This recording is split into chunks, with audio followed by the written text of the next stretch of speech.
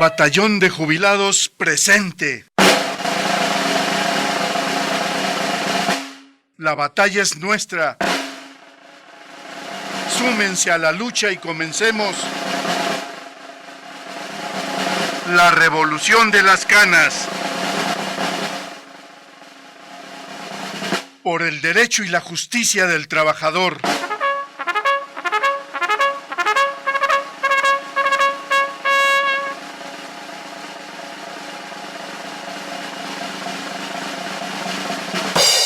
Bienvenidos. Comenzamos.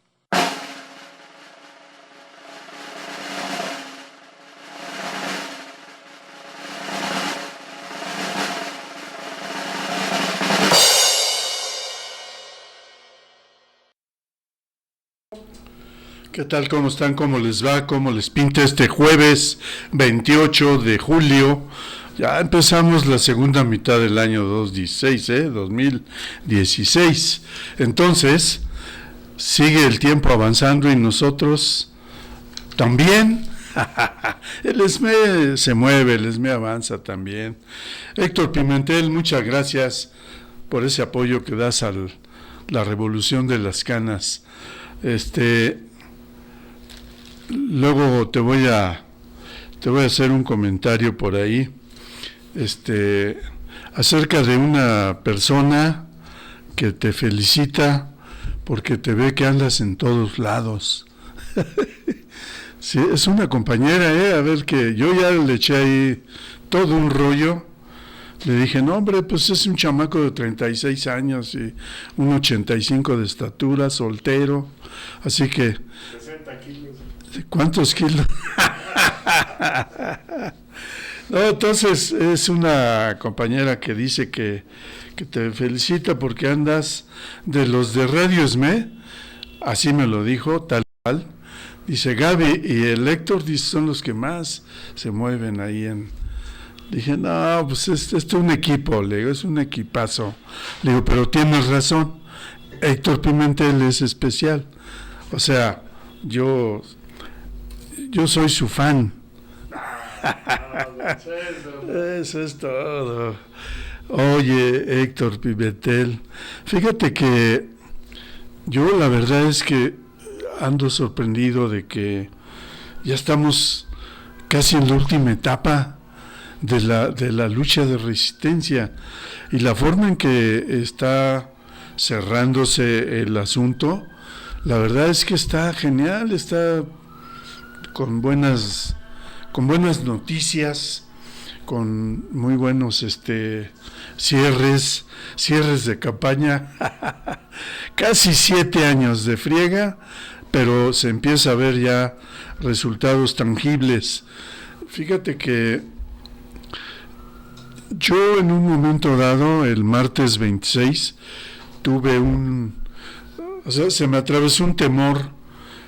Estábamos en una reunión de compañeros jubilados, muchos ex dirigentes de este glorioso sindicato, comentando que efectivamente ya era la etapa final, que el sindicato había marchado hacia gobernación con un grupo compacto, muy, muy bien, como siempre, ¿no? Y resulta que en un momento dado hubo así como un movimiento raro, donde se hicieron así como zipizapes por ahí, y llegó el momento en que se comentó que hay que hacer un plantón. Y yo vi las caras de los compañeros de ya valió madre, o sea, como un plantón, si ya hoy se cerraba todo, ya se iba a firmar por la Secretaría de Energía, la Secretaría de Gobernación, el SAE, bueno, ya estaba, era el final, pues. Incluso Martín así lo había anunciado cuando convocó para el martes 26, allí en Gobernación. Sí hubo ese pequeño sobresalto, en donde dijimos, no, pues algo pasó, ya para tener que venir a hacer un plantón. Bueno, en parte pensamos también que podría ayudar, que sería un plantón, ya también con los de la CENTE, ya también con los de Ayotzinapa, ya también o sea, iba a ser algo grande, no iba a ser cualquier cosa.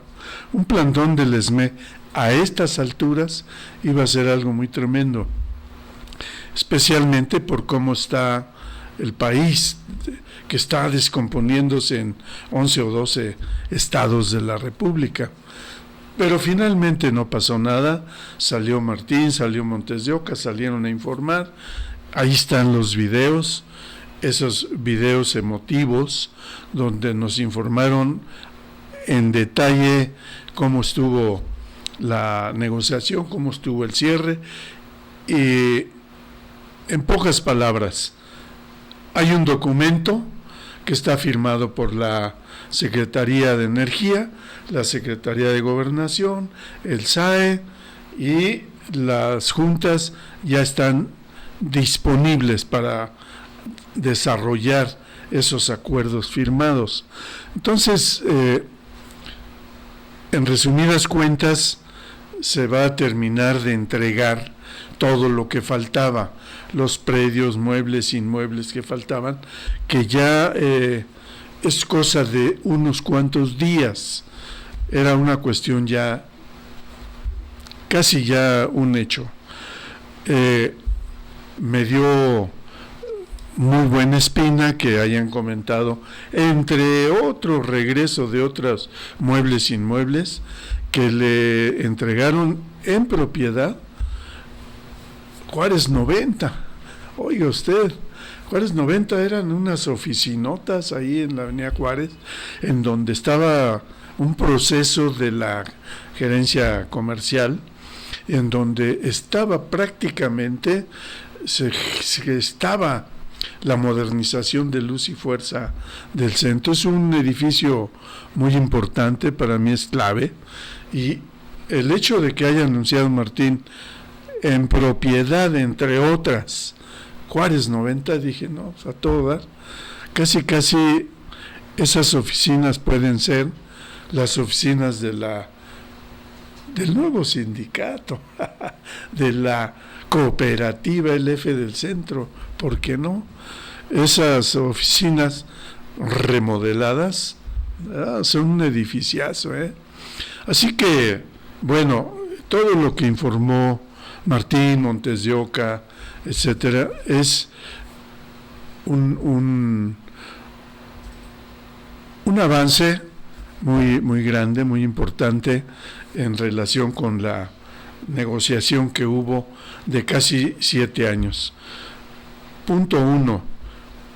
Se entregan en propiedad todas estas instalaciones, fábricas, talleres, etcétera, etcétera, etcétera. 2.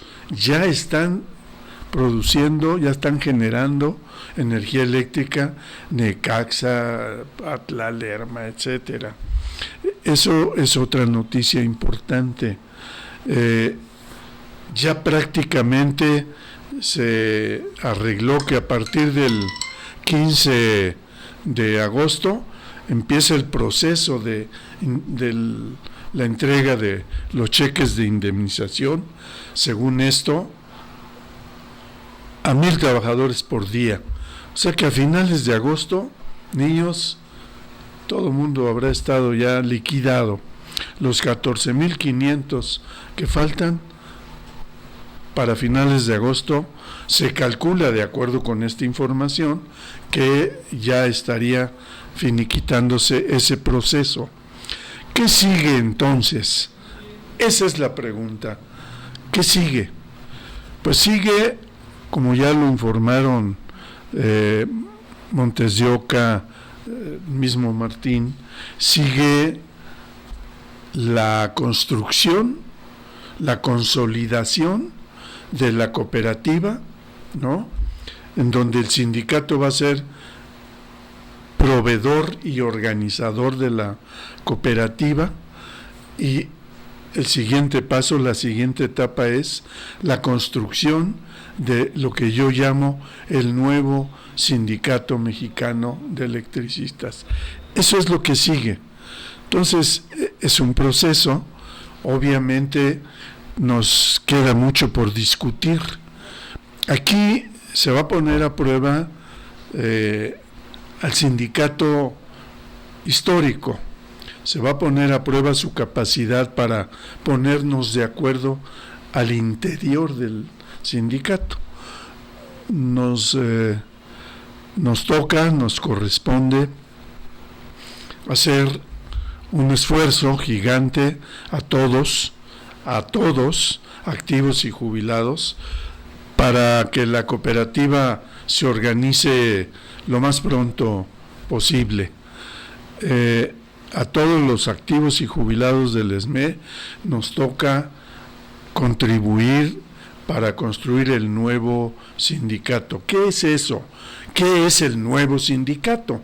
Pues no crean ustedes que es algo muy diferente al viejo sindicato, digamos, ¿no? El viejo sindicato, ese sindicatote cargado de historia que viene de lo más profundo de la Revolución Mexicana, que se construye en medio del fragor de la Revolución en 1914, que hace una excelente huelga. Ya estamos a unos días del centenario de esa huelga, de julio de 1916, una huelga que ayudó en más de un sentido a consolidar al sindicato. Ya estaba el sindicato haciendo negociaciones para que se le reconociera. Ya hemos hablado aquí de los convenios de enero de 1915, convenios que planteaban sustancialmente el reconocimiento del sindicato como interlocutor de los trabajadores en el sector eléctrico ante la empresa extranjera. Ya hemos comentado aquí que en 1915 aceptó la empresa extranjera muchas de las cosas que se planteaban, menos eso. Dijo, no puedo aceptarte a ti como sindicato mexicano de electricistas. Puedo aceptar que hay una comisión de ustedes como trabajadores que se organizan para venir a plantear cosas, reconozco esa comisión y podemos seguir avanzando, pero como sindicato, perdón, pero no te puedo reconocer. Pues no hay pex, pero ahí seguimos. La huelga de 16, que fue muy importante, entre otras cosas, también planteaba estas cuestiones. Es decir, el reconocimiento del sindicato como interlocutor de todos los trabajadores ante el patrón era una petición sine qua non para poder seguir ahí en la relación ante el patrón. Este reconocimiento en los hechos se vino dando a lo largo de muchas negociaciones. Oficialmente se reconoció al sindicato hasta 10 años después de esta histórica huelga, en los años 20, en 1926. Pero finalmente, cuando se modifica la Ley Federal del Trabajo, en 1931, ya el gobierno tenía que apoyar a los trabajadores para efecto de que se puedan organizar ante el patrón.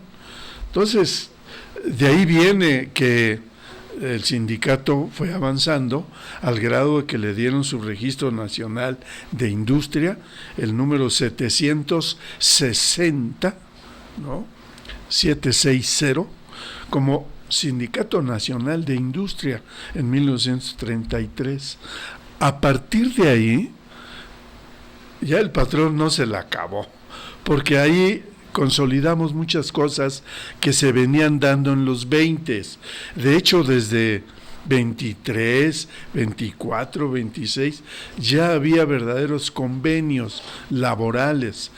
Y es cuando ya una vez que se hace el reconocimiento, digamos, legal, jurídico, la representatividad jurídica ante el patrón, al sindicato para ser interlocutor ante el patrón y ante el mismo gobierno, pues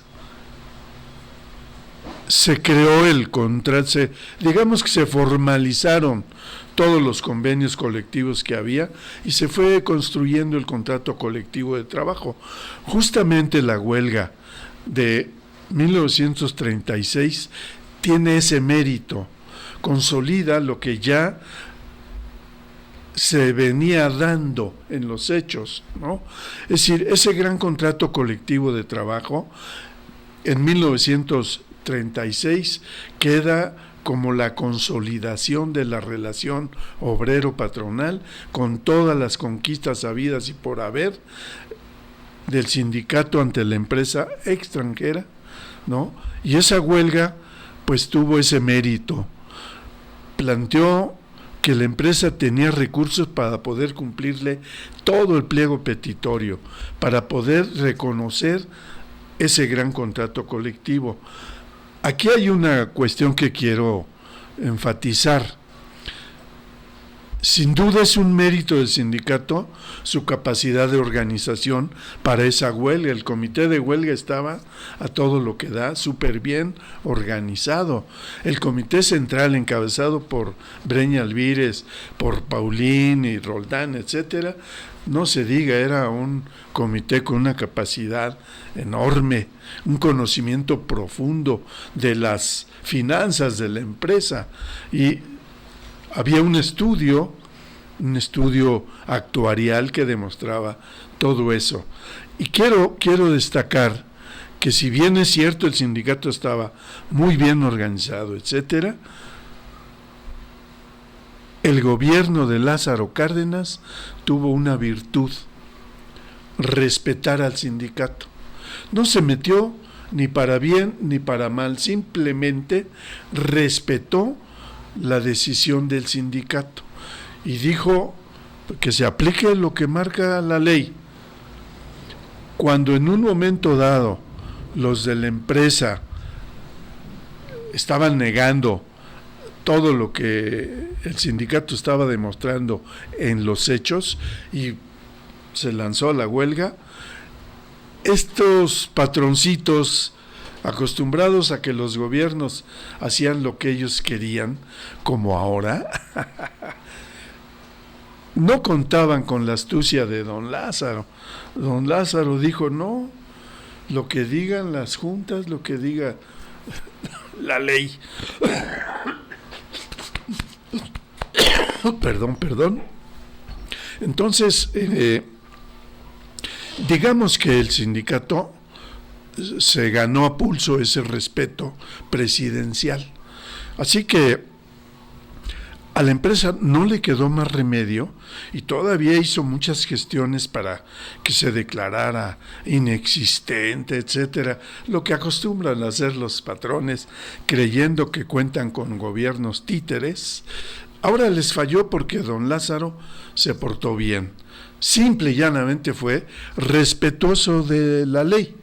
No fue la gran cosa, pero a como están las cosas ahora, es un gran mérito que un presidente respete la ley y respete los derechos de los trabajadores. Así que el sindicato siempre estuvo muy bien pertrechado, muy bien organizado, y fue un éxito esa huelga. Con eso se logró el mejor contrato colectivo de trabajo, y a partir de ahí el sindicato, yo creo, me atrevo a decir que la década de los 30 es la época de oro del sindicato. La década que siguió, la de los 40, fue la década perdida. No hubo avances, no hubo, más bien hasta retrocesos. Fue cuando la empresa aprovechó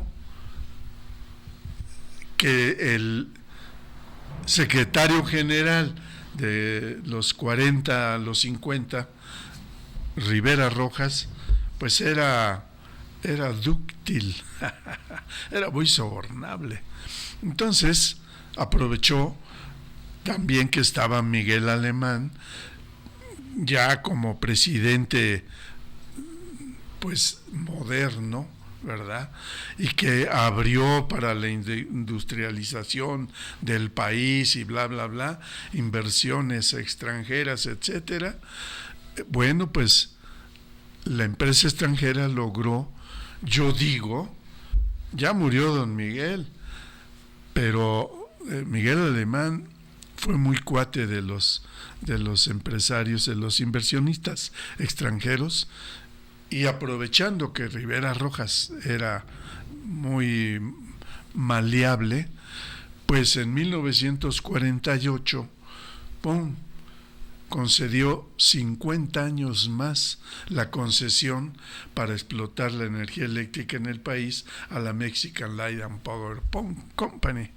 Oiga, 50 años más. Esto vencía entonces en 1998.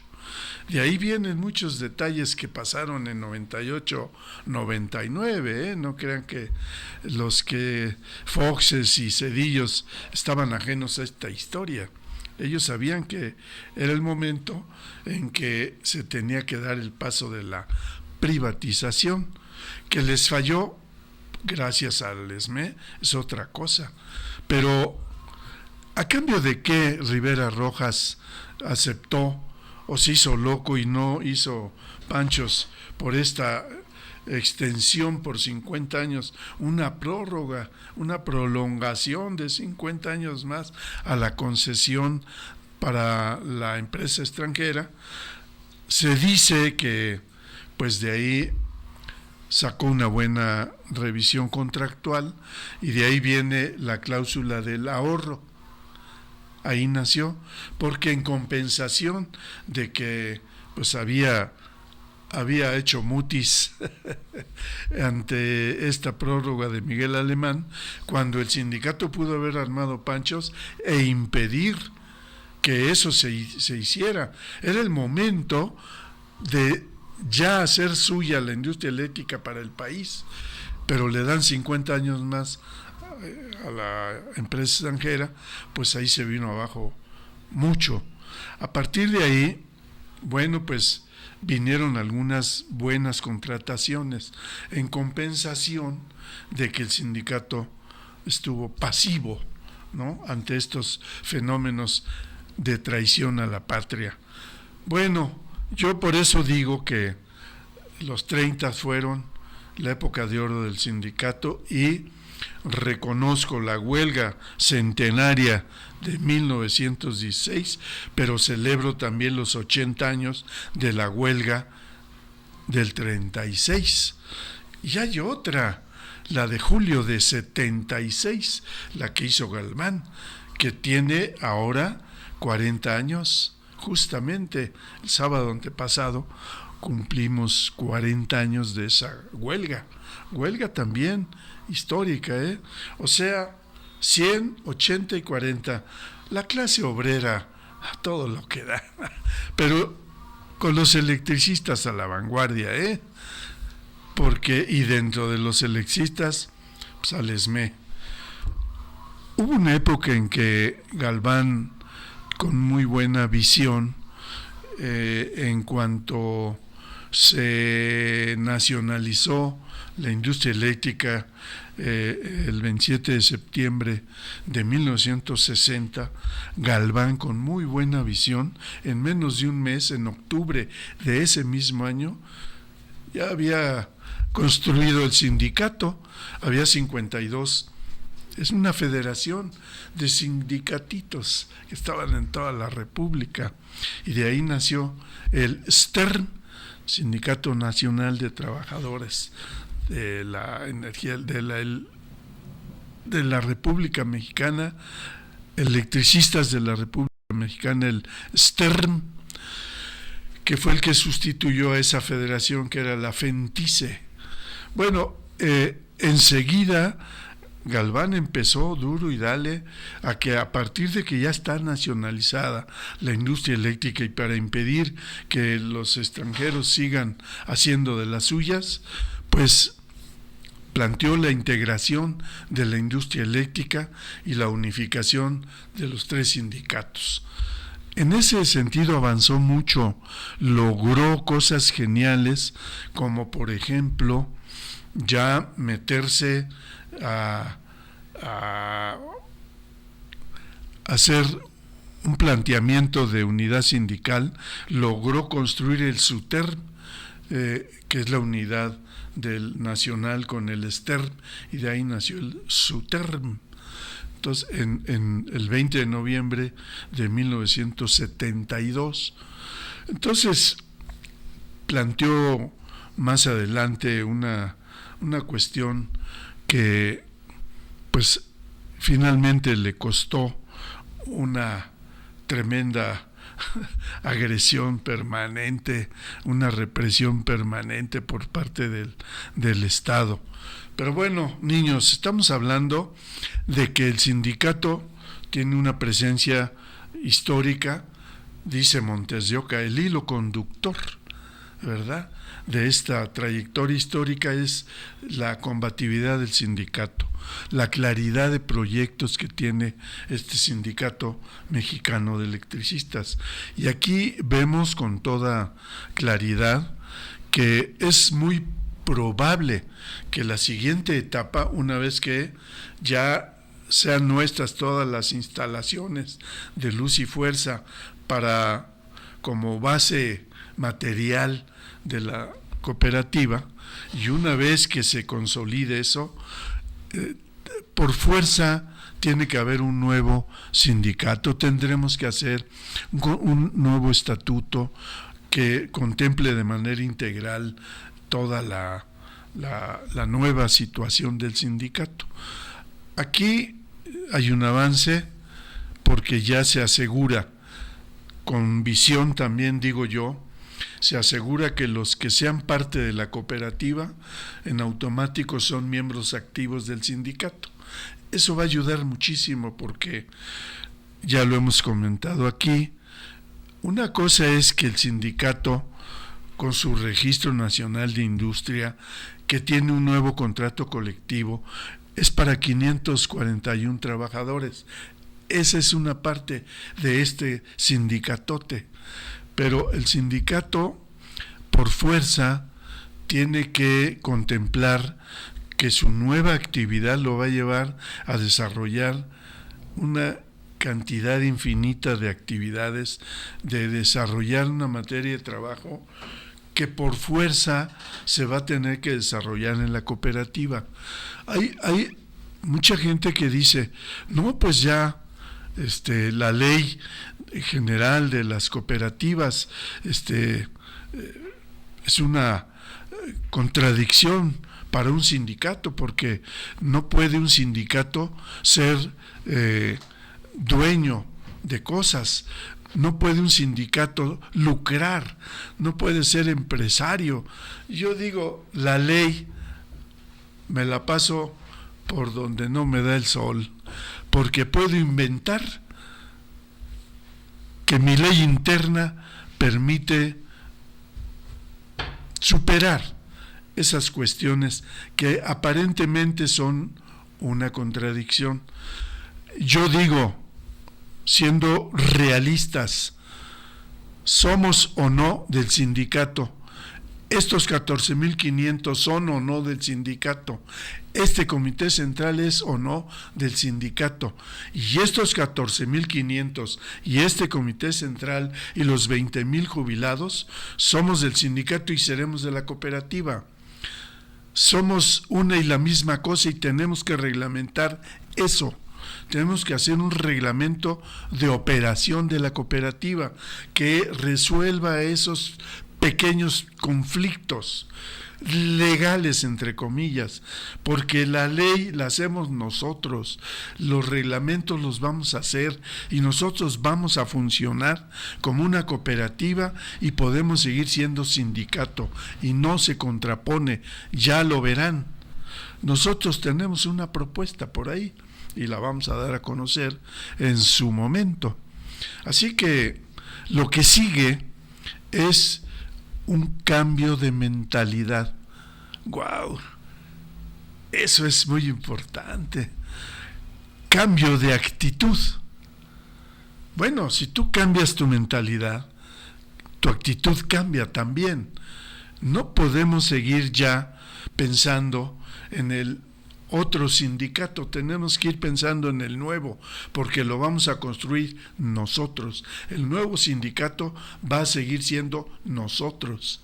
Es un sindicato colectivo, un sindicato inédito, que va a hacer cosas inéditas, pero que va a demostrar que puede ser sindicato, cooperativa, cooperativa, sindicato. Ya lo verán, sí se puede, es absoluta y totalmente posible. Basta con que sepamos cómo resolver esos pequeños conflictos entre comillas que pudiera haber. Así que estamos listos, estamos puestos. El sindicato siempre ha sido muy creativo. El sindicato ha hecho cosas inéditas. Miren, para acabar pronto, la clase obrera tiene deuda con el sindicato porque el derecho de huelga lo ganó el sindicato desde antes de que estuviera en la Constitución. Esta huelga del 16 tiene ese mérito, entre otras cosas.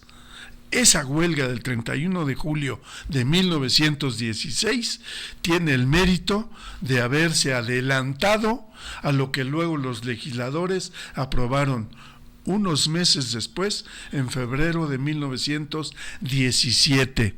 Oigan, ya vamos para también 100 años de esa gran constitución política de los Estados Unidos mexicanos.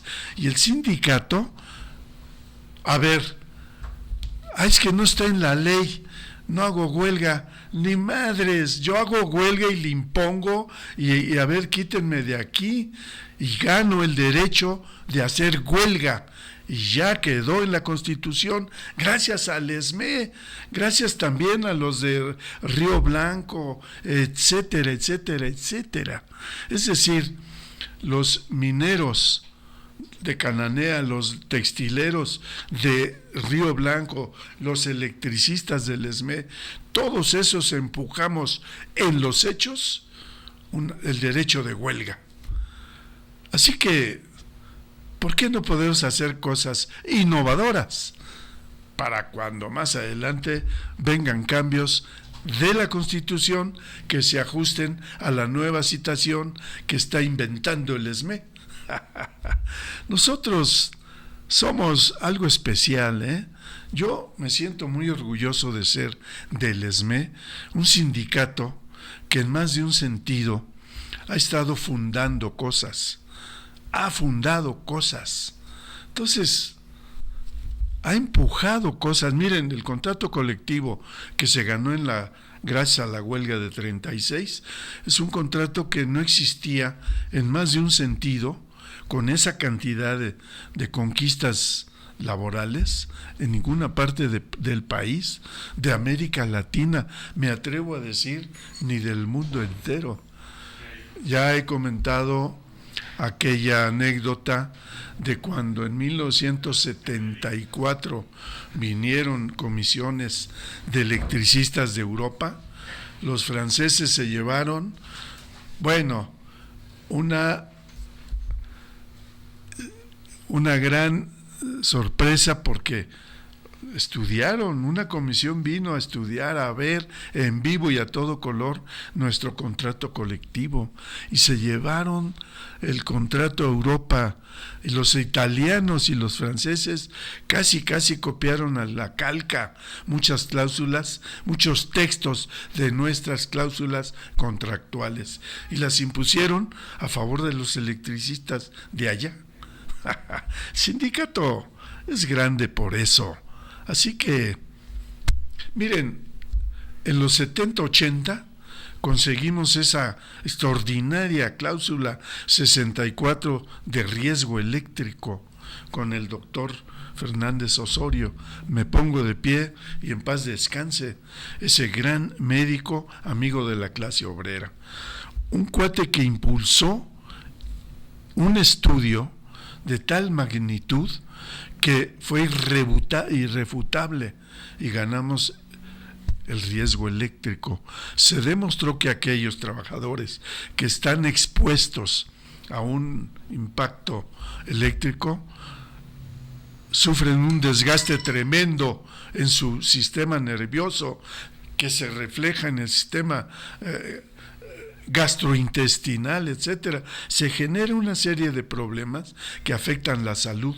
Por tanto, esos trabajadores tienen derecho a jubilarse antes que los normales, los que están trabajando en las oficinas. Así que el que está expuesto al riesgo eléctrico tiene derecho a jubilarse con anticipación. Esa fue otra innovación y también se la llevaron a Francia. El sindicato es innovador y seguirá siendo innovador. Vamos a innovar, que el sindicato puede ser cooperativa, la cooperativa puede ser sindicato, y háganle como quieran. Ya lo dijo Martín, ahora saliendo ahí de Gobernación. Vamos a ver con orgullo el escudo del Sindicato Mexicano de Electricistas y de la cooperativa LF del Centro. Pues háganle como quieran. Son dos escudos, están respaldando dos grandes instituciones obreras, el sindicato y la cooperativa de nosotros los electricistas del siglo XXI. Eso es lo que sigue ahora. Seguir innovando, seguir inventando. ¿Por qué nos vamos a sujetar a que no, pues es que la ley dice, no, la ley yo voy a inventar una ley y la voy a impulsar para poder seguir siendo yo, el ESME y la cooperativa y el ESME?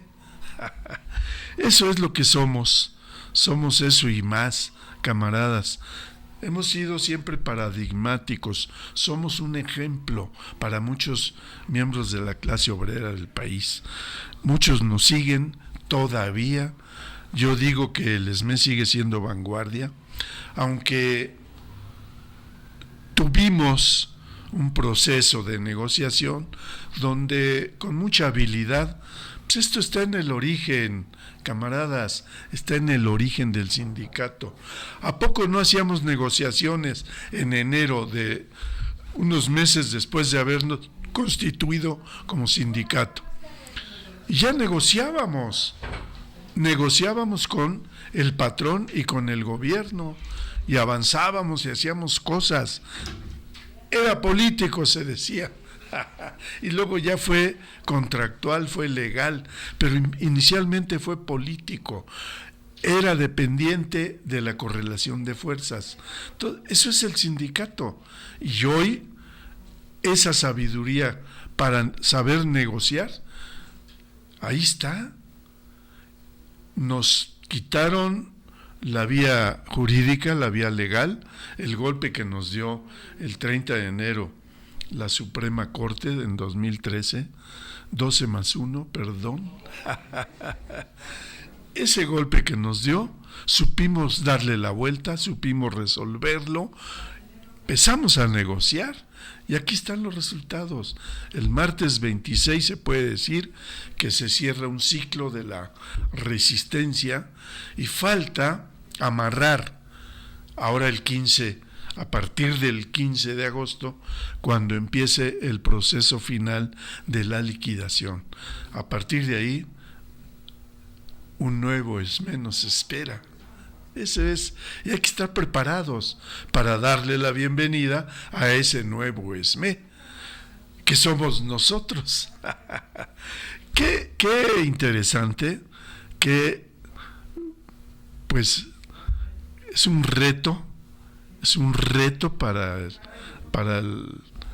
el viejo ESME, estar listo para construir al nuevo ESME, dar a luz al nuevo ESME. ¿Quién más que nosotros, que hemos, casi 102 años, niños? Se dice fácil, pero es el sindicato de industria más antiguo del país. Y aquí sigue tan campante como Johnny Walker. Ese es el Sindicato Mexicano de Electricistas.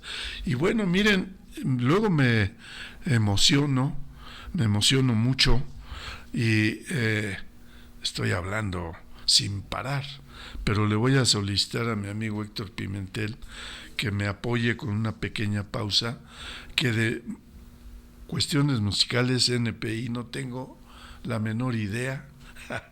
Pero espero que Héctor me apoye con una pausita. Muchas gracias, Héctor. El mundo de los jubilados desde la visión de la clase obrera provoca la revolución de las canas. Escúchanos todos los jueves de 5 a 7 aquí en Radio ESME.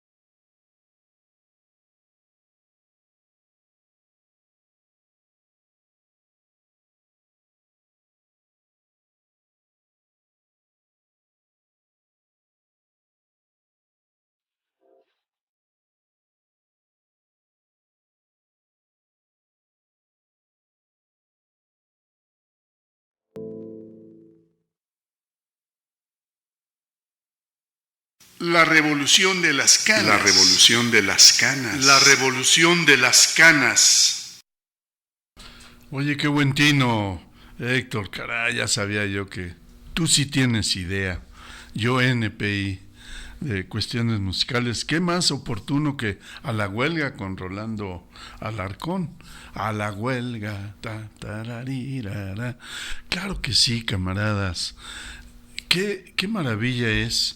Yo me acuerdo que cuando estaba Telles Rincón, ese muchacho folclórico que llegó a ser secretario general de este gloriosísimo Sindicato Mexicano de Electricistas, allá 70, 80, qué bárbaro, qué ligero era, y luego se enfrascaba, se enredaba y caminaba y soñaba entre sus propias palabras, se enredaba en sus discursos. Era un hombre que tenía ese estilo de los años 40 de los diputados del PRI, pero imagínense 40 años después, cuando ya iba de salida ese estilo muy folclórico. Telles Rincón nos quería llevar a la huelga. Imagínense, se hizo la revisión contractual, ya eran casi las 12 del día y él seguía en discursos incendiarios,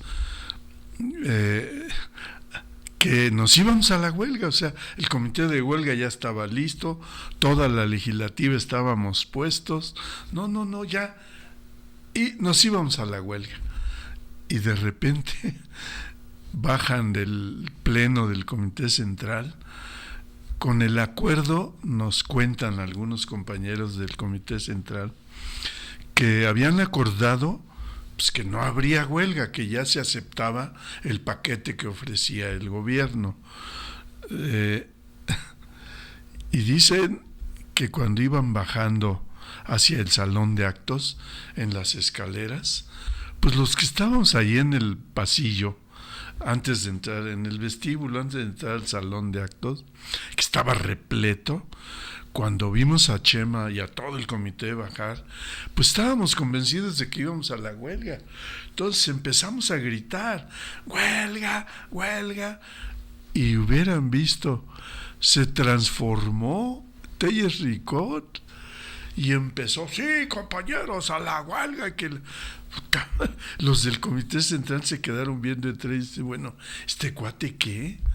¿Qué cambiazo dio? Si acabábamos de acordar que no habría huelga, que se iba a aceptar el paquete, y es que así era Telles Ricot, o sea, era ligero. A mí luego se me figuraba mucho a Santana y, bueno, más reciente a Fox, porque eran ligeros, frívolos, eran superficiales, muy de reflector y muy, muy inmaduros, muy... Bueno, ese era Telles Rincón. Finalmente no fuimos a la huelga.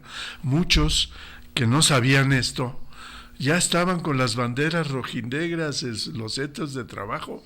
Fue un problemón para el Comité Central que toda la comisión legislativa fuéramos a parar la huelga en los centros de trabajo, porque Chema se volvió loco y cambió de pronto, ¿no? Bueno,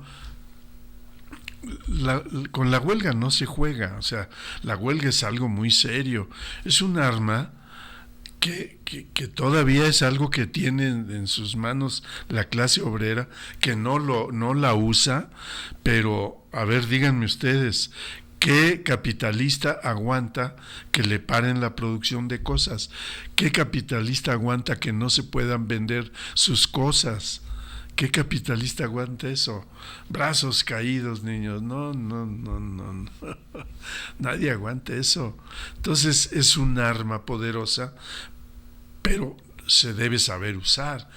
Se plantea, se establecen los mecanismos legales, los plazos legales, se hace un planteamiento de huelga con toda anticipación, etcétera. En el caso del ESME era todo un proceso. Llenábamos las cédulas de huelga con toda anticipación.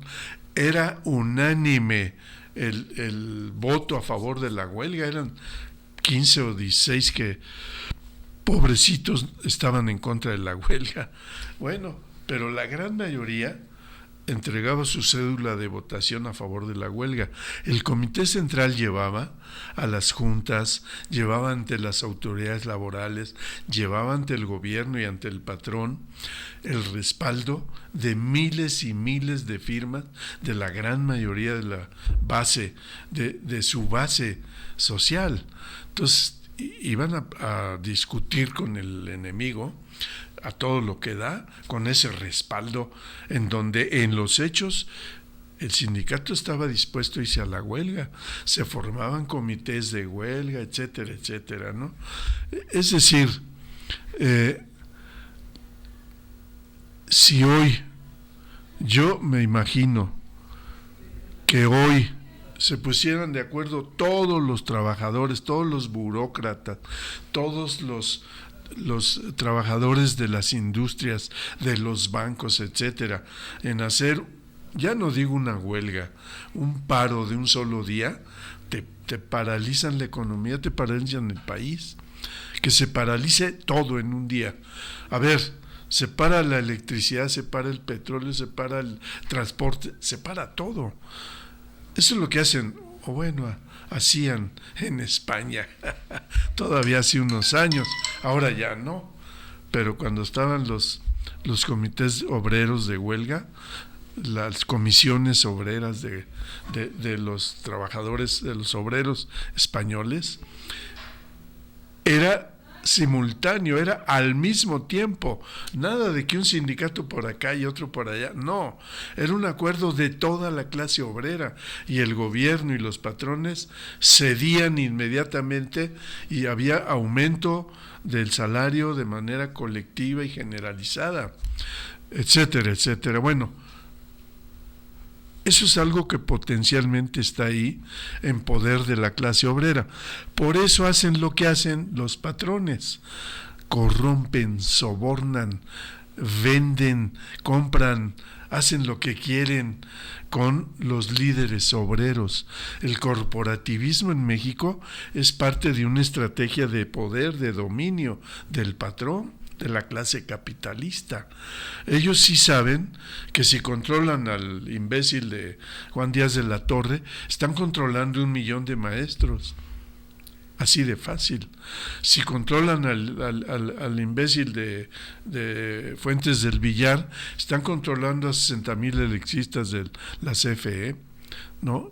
Y así con los petroleros, los ferrocarriles, etcétera. Es muy sencillo. El mecanismo que tienen ellos para controlar a la clase obrera es, número 1, sobornar, corromper, comprar conciencias. Primero a los del gobierno y luego a los líderes, o simultáneamente. Ahora ya vienen en el combo. Se compra parejo a todos, se corrompe parejo a todos, se soborna parejo a todos, y incluyendo diputados, senadores, etcétera.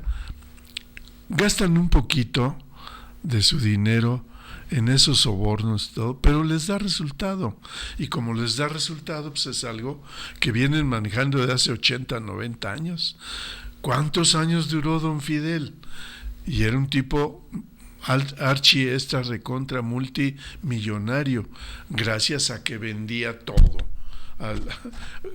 Vendía el control del movimiento obrero. Ese era el gran poder que tenía don Fidel, tan grande que podía hasta manipular al otro poder. Él destapaba a los tapados del gobierno, a los del PRI, y lo que él decía, ese era. Si ese respaldaba al candidato, ya la hacía, etcétera. Bueno, eso no ha cambiado absolutamente nada.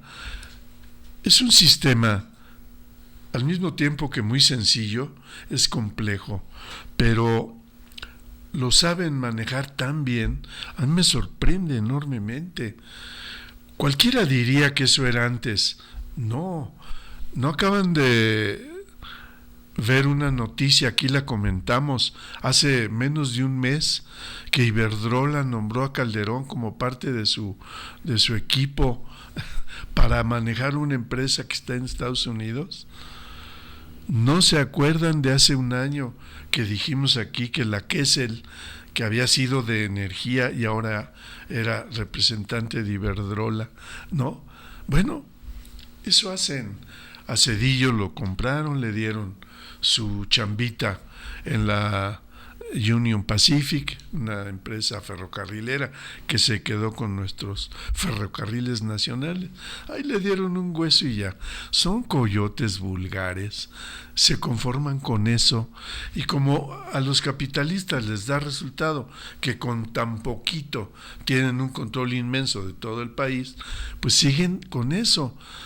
Me sorprende que siga ese sistema casi sin cambios. Pero ¿para qué cambiar si me da resultado, verdad? Si yo compro a Peña Nieto y le digo que la reforma energética, y le digo que la reforma educativa, y que etcétera, la reforma de la salud, etcétera, etcétera, y le doy una casa blanca o del color que ustedes quieran, le doy una lana, y cuando termine su gestión me lo llevo al consejo de administración de alguna empresita por ahí. Eso es lo que hacen, les da resultado y les sale re barato. Entonces, esa es la manera en que se hacen del poder en todos los países. Esto que hacen aquí lo hacen en todos lados, ¿eh? Es un mecanismo universal, es un mecanismo global. Ese es el neoliberalismo, vive del soborno, de la corrupción, y compra la impunidad. Ahora ya son más vivos y más tremendos. porque hacen leyes, tratados comerciales, en donde ya se cubren total y absolutamente de todo. Ya hacen, por ejemplo, este tratado de zonas económicas especiales, ¿no? Esta ley de zonas económicas especiales, la ZEE, que se está aplicando ya en México, está aprobada, ya está funcionando, es para controlar la riqueza natural de todo el país. Pero además se aseguran que no se apliquen las leyes nacionales, que cualquier conflicto donde las empresas mineras o energéticas, de las que ustedes quieran, que quieren un terrenito por ahí y que le digan al gobierno, tienes que expropiar eso porque ahí voy a hacer hoyos para hacer extractivismo. Ahí hay mucho mineral y me lo voy a llevar. Y si la arman de todos los comunitarios, las comunidades indígenas, etcétera, que no vayan a aplicar ahí el artículo 4 de la Constitución, No, nos vamos a un tribunal internacional. Es decir, está garantizado para ellos el poder absoluto, la certeza jurídica. Tienen todo para dominar total y absolutamente un país a través de comprar a un solo tipo. En fin, bueno, eso es lo que está pasando. Por eso nombran con un cinismo, con un descaro tremendo, a Calderón, y ahí va Iberdrola. Pues ¿quién no nos cae el 20 de que ese es el premio por haber entregado la electricidad, el petróleo, el gas, el agua, etcétera? Caramba, es tan obvio, está tan claro. Debiéramos estar indignados. Cualquier otro en otra parte del mundo le cuesta el puesto, le cuesta el hueso. Perdón. Esa cosa que le han estado haciendo a la pobre Carmen Aristegui, que denunció todas estas cosas, todo ese cochupo, ese contubernio, ese descaro. Me das concesiones para hacer carreteras y construir cuanta cosa yo quiera, yo OHL, y te doy una casita blanca, hermano. No te preocupes. Ese es un descaro. A cualquier otro primer mandatario le costaría el puesto, pero le costó el puesto a la Aristegui. ¡Qué país! ¡Qué país! Bueno, miren, pues ya está. Ya hemos visto que el memorándum de entendimiento, que así se llama el documento final, en este memorándum de entendimiento está que le entregan al sindicato en propiedad fábricas, talleres, hidroeléctricas, etcétera. Ya tiene permisos. Hay 14 permisos o 15 o 19, en donde incluyen los 5 por acá y 14 por allá, para generar electricidad a través del sistema hidroeléctrico del país. Y ahí está, ya está generando el SME, Fénix, etcétera. Y ahí vamos, ahí estamos. Y yo al rato le voy a pedir a mi amigo Héctor Pimentel que podamos hacer, que podamos transmitir un video, Héctor, en donde le agradezco a mi amigo, a mi asesor vitalicio, Gustavo Berti Zamorano, que me haya enviado ese link para ver un video en donde hay una entrevista a través de radio a Joao Parreira, representante, ejecutivo de Mota Angel, y que representa a Fénix y a Mota Angel en México y en América Latina, ejecutivo tremendo, que que yo digo que en esta entrevista suelta una de datos, camaradas, que a mí me dan optimismo, porque veo que el sindicato ha estado negociando muy bien con Mota Engil, con este consorcio que se mueve muy bien en muchas áreas, todo lo que es la infraestructura de un país, carreteras, puertos, aeropuertos, todo lo que incluye agua, gas, energía eléctrica, etcétera. Son inversiones multimillonarias, y que esta empresa, que es muy antigua, es portuguesa, Mota Engil, y Antonio da Mota es el dueño de eso. Bueno, pues tiene a Joao Parreira como un representante de él ante la América Latina, ante la región de por acá, y obviamente ya ha estado aquí en las instalaciones del ESME.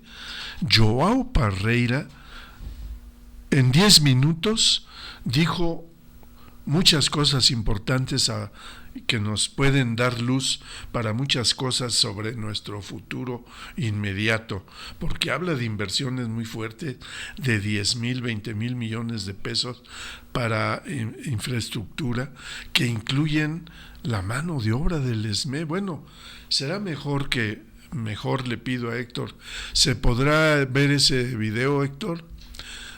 Va que va. No, pues entonces no se diga más, Héctor. Muchas gracias. Vamos a escuchar a Parreira.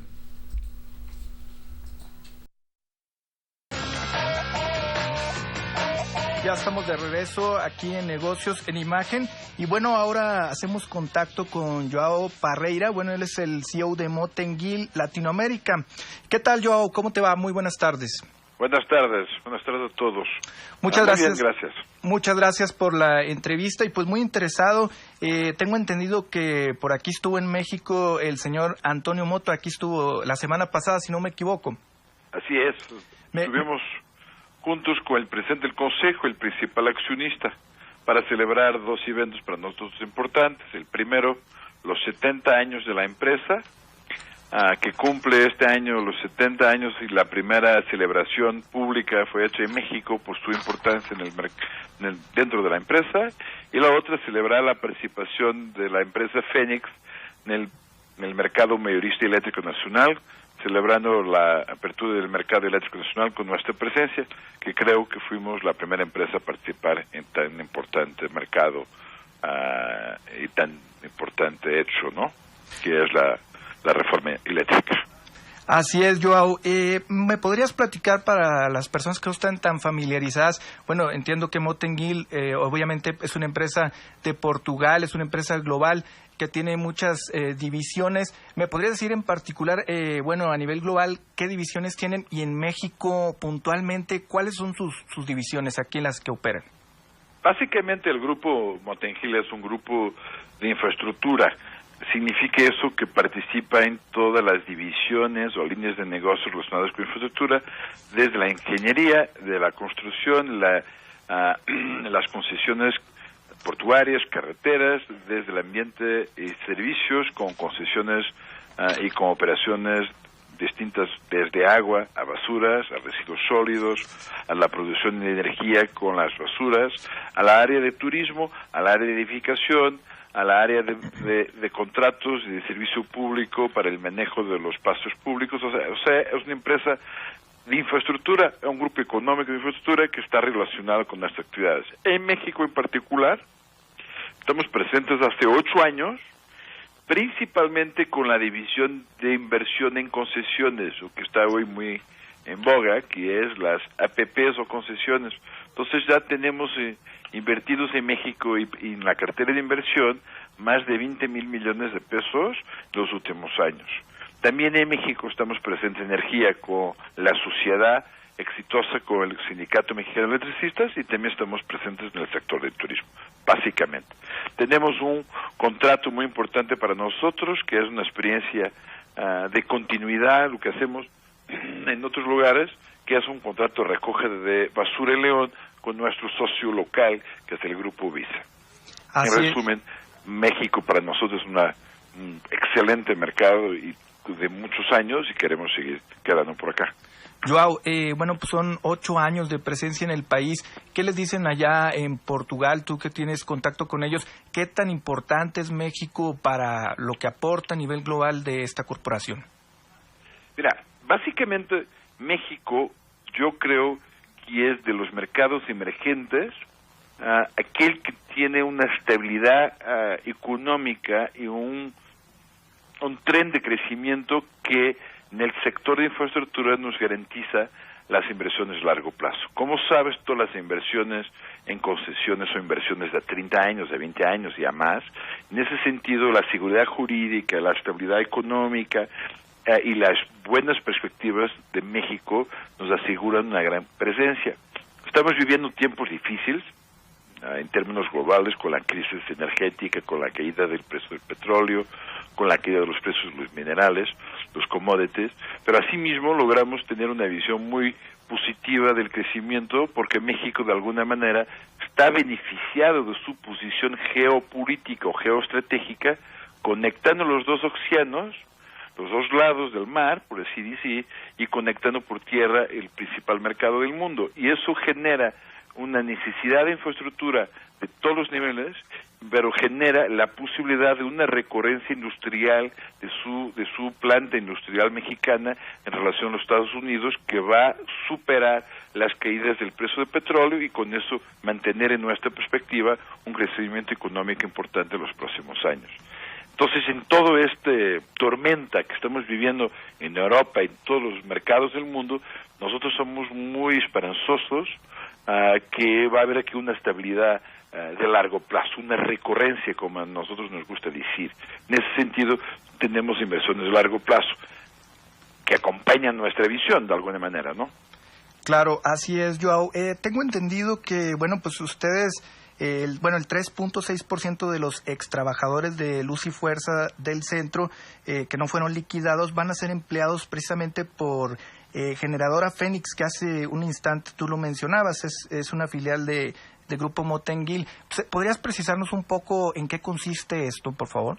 No, yo no sé del número que tú sacaste, el porcentaje, pero más importante es decir que lo que hicimos fue una solución de poder trabajar, asociarnos con el Sindicato Mexicano de Electricistas para recuperar, reoperacionalizar un conjunto de plantas del sistema hídrico nacional, le poniendo inversión y poniendo capacidad de trabajo, trabajadores que estaban ahí trabajando hace muchos años, y recuperar un poco toda estos complejos hídricos con nuevas inversiones y con nueva tecnología. Asimismo, los trabajadores de Luz y Fuerza, o los ex trabajadores de Luz y Fuerza, van a tener 2 planes de trabajo distintos. Uno en la Generadora Fénix, asociada al Grupo Motengil y asociada al Sindicato Mexicano de Electricistas, y otro plan de trabajo que son todas las fábricas y talleres que se van a recuperar a través de su propia cooperativa. Entonces, tenemos la visión como empresa de más de 500 trabajos, pero la visión global es de más de 5,000 trabajadores trabajando en distintas partes del triángulo de la fórmula de la asociación. No sé si me hago entender. O sea, la asociación tiene distintas maneras. La empresa privada, que soy yo, participa en la generación, pero el sindicato, con los recursos y con los dividendos de la sociedad que está generando con nosotros, está recuperando, va a recuperar todas las fábricas y talleres que existían a la antigua Luz y Fuerza, garantizando así no solamente los trabajos en la generación, pero también los trabajos en la fabricación, mantenimiento, operación y construcción, que era una de las funciones principales de Luz y Fuerza en su tiempo. Joao, además de esto, no sé si se pueda saber o nos puedas precisar, a lo largo de este 2016, en México en particular, pues no sé si se puede saber el monto de inversión que tienen ustedes planeado y detallarnos de una manera general los proyectos en los que piensan trabajar este 2016. Déjame darte una visión así rápida. La primera noticia importante que hoy creo que estoy dando en primera mano es que los últimos meses logramos hacer el cierre financiero de las 2 concesiones federales que estamos operando, que es Cardel, Poza Rica y Tuxpan Tampico. Eso es una gran noticia para nosotros en primer lugar, porque nos aseguró recursos financieros suficientes que superan los 10,000 millones de pesos para sacar esta inversión a 30 años, que es la construcción de más de 260 kilómetros de autopista del norte de Veracruz hasta el centro de Veracruz, Cardel.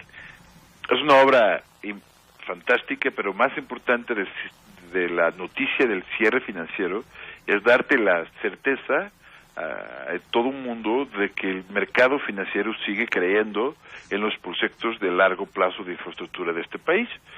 Tener un cierre financiero en plena tormenta financiera en el mundo, yo creo que es una gran noticia para el mercado, una gran noticia para nosotros, y una gran noticia para todos nosotros, porque significa que existe la confianza de los mercados financieros. Esta obra, que se divide en 2 concesiones, es una obra que tiene un plazo de construcción cerca de 3 años, pero que va a conectar el norte de Veracruz, Tampico, Usulubama, para ser más preciso, hasta Cardel.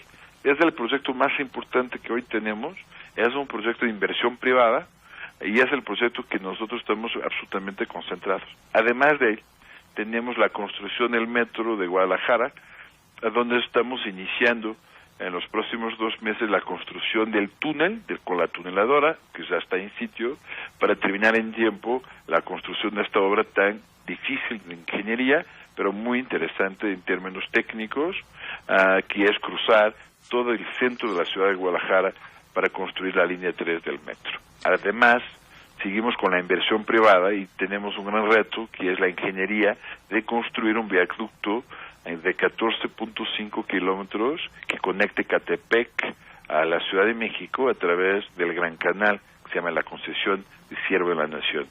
Todo esto significa que tenemos más de 20,000 millones de inversión en los próximos 3 años de iniciativa privada para desarrollar la infraestructura para los próximos 30 años de este país. Así es, pues enhorabuena y pues muchas gracias, Joao Parreira, CEO de Mota-Engil Latinoamérica, por compartirnos toda esta información al auditorio, muy interesante, y pues que sigan los éxitos a lo largo de este año en todos estos proyectos que nos comentas. Muchas gracias. Gracias a ti. Pues no se vaya, vamos a hacer una pequeña pausa y regresamos con más. Toda una vida de servicio laboral provoca el júbilo de quien recibe el galardón de una vida digna y detona la revolución de las canas. Jueves de 5 a 7 de la tarde, no te lo pierdas en Radio ESMEG. La revolución de las canas. La revolución de las canas. La revolución de las canas.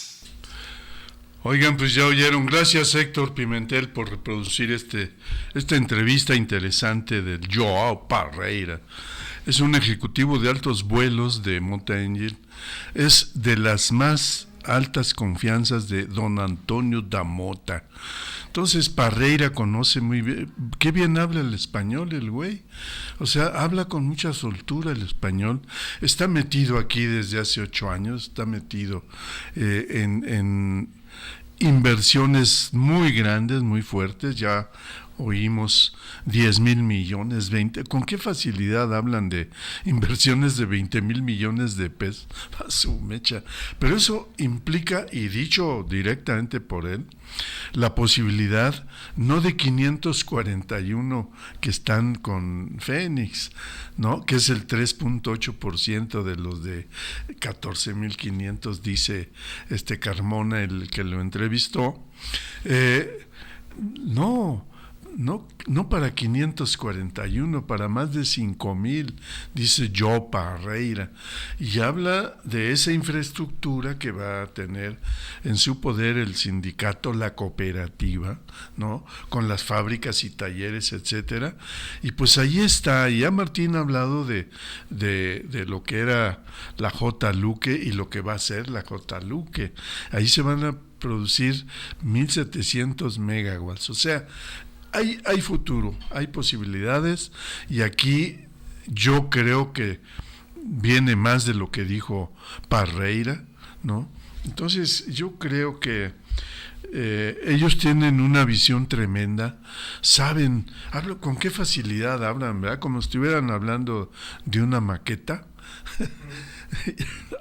Pues es que aquí está, México está entre 2 océanos, tiene a su socio comercial aquí, Estados Unidos, y pues hay chance invertir en la infraestructura, porque va a necesitar una infraestructura y ahí vamos a estar nosotros. Bueno, pues ahí va a estar el ESME, ahí va a estar la cooperativa, así que, bueno, pues enhorabuena. Yo digo que el sindicato tiene la oportunidad de reinventarse una vez más. Tenemos que hacerlo con mucha sabiduría, tenemos que hacerlo con mucha inteligencia. Y lo podemos hacer porque hay gente muy capacitada para hacer estas cosas. Yo creo que va a salir adelante porque vamos a saber resolver las aparentes contradicciones que hay entre ser empresario, ¿no? De ser dueño de muchas instalaciones, de muchos predios, etcétera, de fábricas y talleres, pero basta con que tengamos un cambio de mentalidad, un cambio de actitud. No vamos a hacer eso de que, pues es que yo soy el dueño de las fábricas, tú eres el empleado, yo voy a ser el patrón y tú vas a ser el obrero. No, ese esquema ya fue. Y no vamos a reproducir ese esquema capitalista, ¿no? De explotación de un trabajador, de enajenación del trabajo. No. Esas cosas se tienen que resolver y se pueden resolver siempre y cuando sepamos plantearlas, sepamos establecerlas, etcétera. Y sí se puede, digo yo, absolutamente convencido de que podemos hacer eso y más. Y podemos hacer historia, seguir haciendo historia, ahora de otro modo. Porque el control de la economía a través del cooperativismo es un fenómeno que hay que analizarlo con mucho cuidado, muy a fondo, y hay que ver qué repercusiones en la economía global puede tener el cooperativismo en el mundo. Está muy desarrollado el cooperativismo en el mundo, así que hay experiencias y todavía hay mucho para adelante, así que yo tengo mucha esperanza en que aquí hay talento para resolver estas cuestiones. Pues ya nos vamos, camaradas. Yo le agradezco profundamente a Héctor Pimentel el apoyo que siempre nos da para hacer la revolución de las canas. Es un apoyo invaluable aquí en la cabina. Él produce todo, así que es el gran productor de la revolución de las canas. Gracias, Héctor Pimentel. Y bueno, un saludo a mi amigo Gustavo Berti, muchas gracias, quedó bien, se oyó bien la entrevista a Parreira, muchas gracias, y un saludo a tu hijo. Ustedes en Resistencia, y Gustavo, pareces hermano mayor de tu hijo, sigues rejuveneciendo, ¿qué te crees? ¿Qué estás haciendo? Te felicito porque sigues esbelto y todo. ¿Sigues jugando fútbol? Muy bien, ya nos veremos. Hay que buscar a Carlitos Anaya por ahí, por favor. Bueno, a mis amigos del archivo, oigan, me encontré a Esteban Ortega, lo vi ya restablecido de salud, todavía anda un poquito así porque es una cuestión del sistema respiratorio que es muy tremendo, y cuando viene acá al DF pues se vuelve enfermo. Entonces, pero lo vi ya puesto y parece que ya se incorpora la semana que entra. Un saludo a Esteban Ortega, a Raúl Aguilar, a su hijo Armando Aguilar, a Yossi, al bebé de la Resistencia, a las González, Rosita, un saludo a don Jesús. Ahí va, ¿verdad? Ahí la lleva. Es un roble, don Jesús. Y Lupita, un saludo a su hermana María Elena. Y bueno, pues a Carlita, a Ángeles, a toda la banda de ahí. Me encontré al Vigos, un saludo al Vigos, al Vale. Desde luego a mi amigo Tulio Rivera. Oye, Tulio Rivera tiene nombre de corrido, man. Y aquí está Tulio Rivera para servir a cualquiera, ¿no? Y bueno, a Fortunato, a Santiago, a toda esa banda, un saludo fraternal, a la banda de Carlitos Porrúa, donde quiera que estés, un saludo a tu banda, Ortiz Veas igual, en fin. Oigan, me pasaron un chistorete, me da mucha risa porque a partir de ciertos refranes se puede hacer algún chistorete. Dice un cuate, dice, oigan, pues ustedes que cuando van a comprar la leche, dice, pues ahí tengan cuidado, ya ven que están la zona de los refrigeradores, ahí están los congeladores, ahí están las leches y ahí está las Tetra Pak de al litro de la leche. Entonces, escojan la primera, la segunda y la cuarta de los litros de leche. La primera, la segunda y la cuarta. La tercera no, porque la tercera es la vencida. Bueno, disculpen este chistorete, nos vemos. Gracias, Héctor Pimentel. Nos vemos el próximo jueves.